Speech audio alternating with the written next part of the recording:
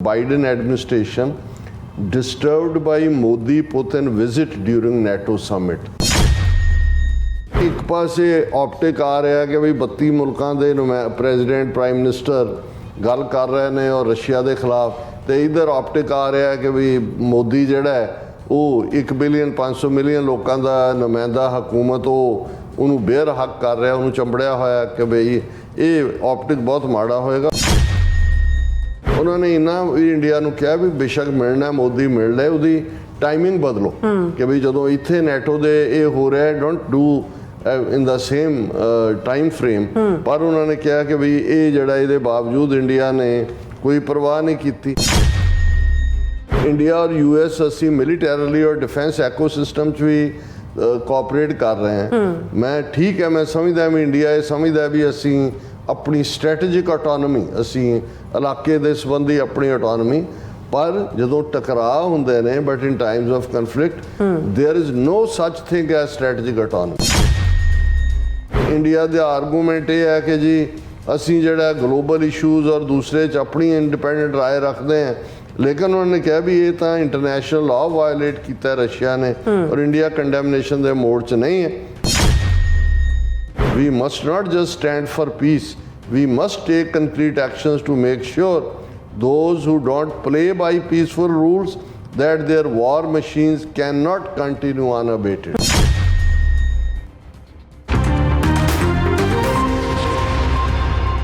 Viewers, welcome back to our program. So we ਗੱਲਬਾਤ ਕਰਨ ਜਾ ਰਹੇ ਹਾਂ ਕਿ ਭਾਰਤ ਵਿੱਚ ਅਮਰੀਕਾ ਦੇ ਰਾਜਦੂਤ ਐਰਿਕ ਗਾਰਸੇਟੀ ਨੇ ਮੋਦੀ ਪੁਤਿਨ ਮੁਲਾਕਾਤ ਤੇ ਸਖਤ ਟਿੱਪਣੀ ਕੀਤੀ ਹੈ ਕਿ ਇੱਕ ਇੰਟਰਵਿਊ ਵਿੱਚ ਅਮਰੀਕੀ ਐਂਬੈਸਡਰ ਨੇ ਕਿਹਾ ਹੈ ਕਿ ਭਾਰਤ ਨੂੰ ਅਮਰੀਕਾ ਦੀ ਦੋਸਤੀ ਦਾ ਫਾਇਦਾ ਚੱਕਣ ਦੀ ਜਿਹੜੀ ਕੋਸ਼ਿਸ਼ ਹੈ ਉਹ ਨਹੀਂ ਕਰਨੀ ਚਾਹੀਦੀ। ਜਿਹੜਾ ਦੋਸਤ ਹੈ ਜਾਂ ਫਰੈਂਡ ਹੈ ਉਹ ਹੁੰਦਾ ਹੈ ਜੋ ਹਰ ਹਾਲਤ ਵਿੱਚ ਆਪਣੇ ਦੋਸਤ ਦੇ ਨਾਲ ਨਿਰਭਰ ਜਾਂ ਨਿਭਦਾ ਕਰਦਾ ਹੈ। ਸੋ ਇਸ ਬਾਰੇ ਆਪਾਂ ਗੱਲਬਾਤ ਕਰਨ ਜਾ ਰਹੇ ਹਾਂ। ਸੋ ਅਸੀਂ ਚਾਹਾਂਗੇ ਕਿ ਤੁਸੀਂ ਇਸੇ ਤਰ੍ਹਾਂ ਬੜੇ ਰਹਿਣਾ। ਦੇਖਣ ਸੁਣਨ ਲਈ ਜਾਂ ਲਿਖਣ ਲਈ ਤੁਹਾਡਾ ਸਭ ਦਾ ਬਹੁਤ ਧੰਨਵਾਦ ਹੈ ਜੀ। ਡਾਕਟਰ ਸਾਹਿਬ ਕੀ ਵਿਚਾਰਾਂ ਨੇ? ਦੇਖੋ, ਜਿਸ ਦਿਨ ਅਸੀਂ ਟਰੈਵਲ ਕਰ ਰਹੇ ਸੀ ਥਰਸਡੇ, ਉਸ ਦਿਨ ਹੀ ਇਹ ਜਿਹੜੇ ਭਾਰਤ ਦੇ ਵਿੱਚ ਅਮਰੀਕਾ ਦੇ ਐਂਬੈਸਡਰ ਨੇ ਐਰਿਕ ਗਾਰਸੇਟੀ, ਉਹਨਾਂ ਦਾ ਇੰਟਰਵਿਊ ਬਹੁਤ ਪਾਸੇ ਛਪਿਆ ਸੀ ਔਰ ਉਸ ਦਿਨ ਹੀ ਆਲਮੋਸਟ ਵਾਸ਼ਿੰਗਟਨ ਪੋਸਟ ਨੇ, ਕਿਉਂਕਿ ਉਸ ਤੋਂ ਪਹਿਲਾਂ 32 ਮੁਲਕਾਂ ਨੇ ਜਿਹੜੇ ਨੈਟੋ ਦੇ ਮੈਂਬਰਸ ਨੇ ਉਹ 3 ਰੋਜ਼ਾ ਸਮਿਟ ਕੀਤੀ ਪ੍ਰੈਜ਼ੀਡੈਂਟ ਬਾਈਡਨ ਨਾਲ। ਬਾਈਡਨ ਦਾ ਬੜਾ ਫੋਰਸਫੁਲ ਸਪੋਰਟ ਵਾਲਾ ਲੈਕਚਰ ਸੀ, ਪਰ ਜਿਹੜਾ ਇੱਕ ਸੀਨ ਸਭ ਨੂੰ ਡਿਸਟਰਬ ਕਰ ਰਿਹਾ ਸੀ, ਨੈਟੋ ਦੇ ਮੈਂਬਰਸ ਨੂੰ ਵੀ, ਔਰ ਉਸ ਤੋਂ ਪਹਿਲਾਂ ਯੂਕਰੇਨ ਦੇ ਜ਼ੈਲੈਂਸਕੀ ਨੇ ਤਾਂ ਇਸ ਦੇ ਉੱਤੇ ਆਪਣਾ ਟਵੀਟ ਵੀ ਕੀਤਾ ਸੀ, ਉਹ ਸੀ ਕਿ ਮੋਦੀ ਪੁਤਿਨ ਦੀ ਮੀਟਿੰਗ। ਔਰ ਉਹਦੇ 'ਚ ਉਹਨੇ ਜ਼ੈਲੈਂਸਕੀ ਨੇ ਕਿਹਾ ਸੀ ਕਿ ਵੀ ਕਿੰਨੀ ਸ਼ਰਮ ਦੀ ਗੱਲ ਹੈ ਕਿ ਵੀ ਇੱਕ ਡੈਮੋਕ੍ਰੇਸੀ, ਲਾਰਜੈਸਟ ਡੈਮੋਕ੍ਰੇਸੀ ਕਹਿਣ ਵਾਲੇ ਜਿਹੜੇ ਨੇ ਉਹ ਮਾਸ ਮਰਡਰ ਪੁਤਿਨ ਨੂੰ ਗਲ ਨਾਲ ਲਾ ਰਿਹਾ। ਔਰ ਅਸੀਂ ਜ਼ਿਕਰ ਕੀਤਾ ਸੀ ਉਸ ਤੋਂ ਪ੍ਰੀਵੀਅਸ ਪ੍ਰੋਗਰਾਮ ਦੇ ਵਿੱਚ ਕਿ ਕਿਵੇਂ ਸੇਂਟ ਐਂਡਰਿਊਜ਼ ਅਵਾਰਡ ਜਿਹੜਾ 1698 ਦੇ ਵਿੱਚ ਉਹਨਾਂ ਦੇ ਉਸ ਵੇਲੇ ਦੇ ਪੀਟਰ ਔਰ ਜ਼ਾਰ ਉਹਨਾਂ ਨੇ ਐਸਟੈਬਲਿਸ਼ ਕੀਤਾ, ਉਹਨੂੰ ਦੇਣਾ ਧਰਮ ਦੇ ਨਾਂ ਥੱਲੇ, ਔਰ ਉਹ ਵੀ ਕਾਤਲ, ਉਹ ਵੀ ਮਾਸ ਮਰਡਰ, ਉਹ ਵੀ। ਪਰ ਇਸ ਨੂੰ ਬਹੁਤ ਸਾਰੇ ਮੀਡੀਆ ਨੇ ਬੇਅਰ ਹੱਗ ਦੇ ਥੱਲੇ ਕਿ ਕਿਵੇਂ ਉਹਨੂੰ ਗਲ ਨਾਲ ਲਾਇਆ, ਔਰ ਟਾਈਮਿੰਗ ਜਿਹੜੀ ਸੀ ਇਸ ਨੇ ਬਹੁਤ ਅਪਸੈਟ ਕੀਤਾ ਵੀ ਇਹ ਤਾਂ ਜੋ ਅਮਰੀਕਾ ਦਾ ਯਤਨ ਸੀ ਕਿ 32 ਮੁਲਕਾਂ ਦੀ ਜਾਂ ਨੈਟੋ ਦੀ ਮੁਲਕਾਂ ਦੇ ਨੁਮਾਇੰਦਿਆਂ ਦੀ ਹਾਜ਼ਰੀ 'ਚ ਇੱਕ ਸਟਰੋਂਗ ਮੈਸੇਜ ਇੰਟਰਨੈਸ਼ਨਲ ਕਮਿਊਨਿਟੀ ਨੂੰ ਦੇਣਾ, ਵੀ ਇੰਡੀਆ ਨੇ ਉਸ ਨੂੰ ਅਨਡੂ ਕੀਤਾ। ਔਰ ਇਸ ਦੇ ਉੱਤੇ ਇਮੀਡੀਏਟਲੀ ਈਵਨ ਜਦੋਂ ਮੈਂ ਟਰੈਵਲ ਕਰ ਰਿਹਾ ਸੀ ਤੇ ਐਲਨ ਨਾਕਾਸ਼ਿਮਾ ਔਰ ਗੈਰੀ ਸ਼ਿਨ, ਇਹ ਬੜੇ ਅੱਛੇ ਪ੍ਰੋਫੈਸ਼ਨਲ ਜਰਨਲਿਸਟ ਨੇ, ਟਰਾਂਸਨੈਸ਼ਨਲ ਰਿਪਰੈਸ਼ਨ ਦੇ ਉੱਤੇ ਵੀ ਸਿੱਖਾਂ ਦੀਆਂ ਸਟੋਰੀਜ਼ ਜਿਹੜੀਆਂ ਨੇ ਕੈਨੇਡਾ ਦੀ ਜਾਂ UK ਜਾਂ ਅਮਰੀਕਾ ਦੇ ਹਵਾਲੇ ਨਾਲ ਇਹਨਾਂ ਨੇ, ਬੀਬੀ ਐਲਨ ਨਾਕਾਸ਼ਿਮਾ ਕਾਫੀ ਅਵਾਰਡ ਵਿਨਿੰਗ ਜਰਨਲਿਸਟ ਹੈ, ਇਹਨਾਂ ਦੀ ਪੂਰੀ ਸਟੋਰੀ ਆਈ ਜਿਹੜੀ ਏਅਰਪੋਰਟ 'ਤੇ ਮੈਂ ਥੋੜ੍ਹੀ ਦੇਰ ਵੇਟ ਜਦੋਂ ਹੁੰਦਾ ਹੈ ਚੜ੍ਹਨ ਤੋਂ ਪਹਿਲਾਂ, ਤਾਂ ਉਹਦੇ 'ਚ ਮੈਨੂੰ ਪੜ੍ਹਨ ਦਾ ਮੌਕਾ ਮਿਲਿਆ। ਮੈਨੂੰ ਇਹ ਸੀ ਕਿ ਵੀ ਇਹ ਜਿਹੜਾ ਅਸੀਂ ਕਹਿ ਰਹੇ ਸੀ ਵੀ ਅਮਰੀਕਾ ਬਿਲਕੁਲ ਕਿਉਂ ਇਹਨਾਂ ਨੂੰ ਦੰਦ ਨਹੀਂ ਦਿਖਾ ਰਿਹਾ। ਸੋ ਇਹ ਵਾਸ਼ਿੰਗਟਨ ਪੋਸਟ ਦੀ ਸਟੋਰੀ ਹੋਏ ਜਾਂ ਐਰਿਕ ਗਾਰਸੇਟੀ ਨੇ ਜਿਹੜਾ ਫਿਰ ਬੜਾ ਬੋਲਡ ਇਹ ਡਾਇਲੌਗ ਕਿਹਾ ਕਿ ਭਾਈ ਇਹ ਅਜੇ ਇੰਨੀ ਡੀਪ ਨਹੀਂ ਹੈ ਅਮਰੀਕਾ ਇੰਡੀਆ ਰਿਲੇਸ਼ਨਸ਼ਿਪ ਕਿ ਵੀ ਇਹਨੂੰ ਇੰਡੀਆ ਫॉर ਗ੍ਰਾਂਟਡ ਲੈ। ਇਹ ਬੜੀ ਸਟਰੋਂਗ ਇੱਕ ਉਸ ਐਂਬੈਸਡਰ ਦਾ ਜਿਹੜਾ ਪਿਛਲੇ ਦਿਨਾਂ ਤੋਂ ਬੜਾ ਇੰਡੀਆ ਨੂੰ ਮਸਕਾ ਲਾ ਰਿਹਾ ਸੀ ਔਰ ਬੜਾ ਸਿਫਤ ਕਰ ਰਿਹਾ ਸੀ ਕਿ ਮੈਂ ਐਕਸਟਰਾ ਮਾਈਲ ਲੈ ਕੇ ਜਾਵਾਂਗਾ ਔਰ ਇਹ ਸਾਰੀ ਰਿਲੇਸ਼ਨਸ਼ਿਪ ਨੂੰ। ਪਰ ਮੈਂ ਪਹਿਲਾਂ ਵਾਸ਼ਿੰਗਟਨ ਪੋਸਟ ਦੇ ਆਰਟੀਕਲ ਦਾ ਜ਼ਿਕਰ ਕਰਨਾ ਚਾਹੁੰਦਾ। ਉਸ ਦੀ ਹੈਡਲਾਈਨ ਹੀ ਇਹ ਸੀ ਕਿ Biden administration disturbed by Modi Putin visit during NATO summit कि बाइडन एडमिनिस्ट्रेशन के अंदर बहुत डिस्टर्बेंस है। United states is trying to build a growing alliance with India to counter China, but an independent streak complicates relations कि जे भारत मूँह मारे कि जी नहीं नहीं मैं तो अपना आज़ादाना जो मैं चाहांगा वो करांगा, तो इन्हां दा ये कहना कि भाई ये senior Biden administration officials are frustrated that Indian Prime Minister Modi met with Russian President Putin in Moscow as President Biden was kicking off a major NATO summit in Washington this week, underscoring the challenges the United States faces in relationship it considers one of its most consequential कि ਜਿਹਨੂੰ ਇੰਨੀ ਅਹਿਮੀਅਤ ਵਾਲੀ relationship America ਸਮਝਦਾ ਹੈ ਔਰ ਭਾਰਤ ਉਸ ਨੂੰ ਠਿੱਠ ਕਰੇ। ਉਹਨਾਂ ਨੇ ਕਿਹਾ the Moscow meeting came despite concerns conveyed to New Delhi by several senior administration officials earlier this month that the timing would complicate the optics for Washington, optics quote unquote ਕਿ ਵੀ ਇੱਕ ਪਾਸੇ optic ਆ ਰਿਹਾ ਕਿ ਵੀ 32 ਮੁਲਕਾਂ ਦੇ president prime minister ਗੱਲ ਕਰ ਰਹੇ ਨੇ ਔਰ ਰਸ਼ੀਆ ਦੇ ਖਿਲਾਫ, ਤੇ ਇਧਰ optic ਆ ਰਿਹਾ ਕਿ ਵੀ ਮੋਦੀ ਜਿਹੜਾ ਹੈ ਉਹ 1 ਬਿਲੀਅਨ 500 ਮਿਲੀਅਨ ਲੋਕਾਂ ਦਾ ਨੁਮਾਇੰਦਾ ਹਕੂਮਤ ਉਹਨੂੰ ਬੇਰ ਹੱਕ ਕਰ ਰਿਹਾ, ਉਹਨੂੰ ਚੰਬੜਿਆ ਹੋਇਆ ਕਿ ਬਈ ਇਹ ਆਪਟਿਕ ਬਹੁਤ ਮਾੜਾ ਹੋਏਗਾ। ਔਰ ਉਹਨਾਂ ਨੇ ਕਿਹਾ ਵੀ ਈਵਨ ਇਹ ਜਿਹੜੀ ਇੰਡੀਆ ਨੂੰ ਵਾਰਨਿੰਗ ਹੈ ਇਹ deputy secretary of state Kurt Campbell ਨੇ ਵੀ ਦਿੱਤੀ, ਜਿਹਨੇ ਫੋਰਨ ਸੈਕਟਰੀ ਇੰਡੀਆ ਦੇ ਵਿਨੇ ਕੁਆਤਰਾ ਨਾਲ ਗੱਲ ਕੀਤੀ ਜੁਲਾਈ ਮਹੀਨੇ 'ਚ। ਉਹਨਾਂ ਨੇ ਇੰਨਾ ਵੀ ਇੰਡੀਆ ਨੂੰ ਕਿਹਾ ਵੀ ਬੇਸ਼ੱਕ ਮਿਲਣਾ ਮੋਦੀ ਮਿਲ ਲੈ, ਉਹਦੀ ਟਾਈਮਿੰਗ ਬਦਲੋ ਕਿ ਵੀ ਜਦੋਂ ਇੱਥੇ ਨੈਟੋ ਦੇ ਇਹ ਹੋ ਰਿਹਾ don't do in the same time frame। ਪਰ ਉਹਨਾਂ ਨੇ ਕਿਹਾ ਕਿ ਵੀ ਇਹ ਜਿਹੜਾ ਇਹਦੇ ਬਾਵਜੂਦ ਇੰਡੀਆ ਨੇ ਕੋਈ ਪਰਵਾਹ ਨਹੀਂ ਕੀਤੀ ਔਰ ਇਸ ਸਭ ਦਾ ਨਤੀਜਾ ਹੈ ਕਿ ਵੀ ਬਾਈਡਨ ਐਡਮਿਨਿਸਟ੍ਰੇਸ਼ਨ ਦੇ ਅੰਦਰ ਇੰਡੀਆ ਪ੍ਰਤੀ ਬੜੀ ਫਰਸਟ੍ਰੇਸ਼ਨ ਹੈ ਔਰ ਇਹ ਸਾਰੇ ਦੇ ਚੱਲਦੇ ਆ ਉਹਨਾਂ ਦਾ ਇਹ ਕਹਿਣਾ ਕਿ ਵੀ ਆਉਣ ਵਾਲੇ ਪੀਰੀਅਡ ਦੇ ਵਿੱਚ ਜਿਹੜਾ ਇਹ ਹੋਰ ਵੀ ਖਤਰਨਾਕ ਲੈਵਲ ਤੇ ਜਾ ਸਕਦਾ। ਫਿਰ ਇਹਦੇ 'ਚ ਉਹਨਾਂ ਨੇ ਸਟੇਟ ਡਿਪਾਰਟਮੈਂਟ ਸਪੋਕਸਪਰਸਨ ਨੂੰ ਕੋਟ ਕੀਤਾ ਹੈ कि Washington had communicated with Indian officials following Modi's arrival in Moscow। और फिर इस दे उत्ते US ambassador जिहड़ा इंडिया च है रिक Garcetti, he made remarks that implicitly referenced the recent trip to Moscow, though he didn't mention Russia by name। The only direct reference came when he noted that the takeaways from the visit to Russia were not substantive कि भी कुछ भी नहीं है, कोई agreement नहीं होया, कोई दूजे नहीं, ਸਿਰਫ ਇਹ ਅਮਰੀਕਾ ਦੇ ਦੰਦ ਚੜਾਉਣ ਵਾਲਾ ਗੱਲ ਸੀ।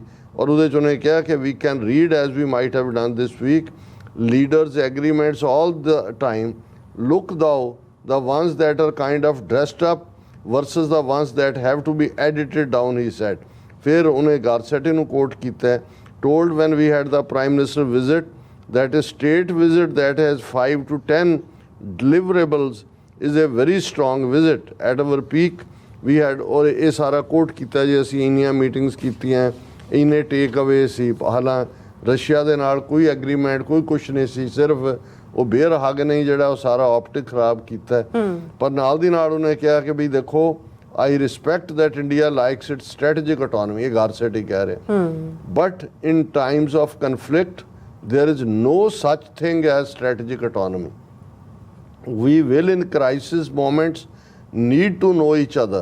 I don't care what title we put to it, but we will need to know that we are trusted friends, brothers and sisters, colleagues in times of need, and the next day be acting together। He also emphasized that today's interconnected world, no war remains distant anymore। ये बहुत strong indictment है India दे। उन्हें कहा जी ये India और US असी militarily और defence ecosystem च भी कोऑपरेट कर रहे हैं। मैं ठीक है, मैं समझदा भी इंडिया ये समझदा भी असी अपनी स्ट्रैटेजिक ऑटोनॉमी असी इलाके दे संबंधी अपनी ऑटोनॉमी, पर जदों टकराव हुंदे ने but in times of conflict there is no such thing as strategic autonomy. ये बहुत सख्त वार्निंग है कि मत समझो कि कोई ਇਹ ਸਟ੍ਰੈਟੇਜਿਕ ਆਟੋਨੋਮੀ ਹੁੰਦੀ ਹੈ। ਜੀ we will in crisis moments need to know each other.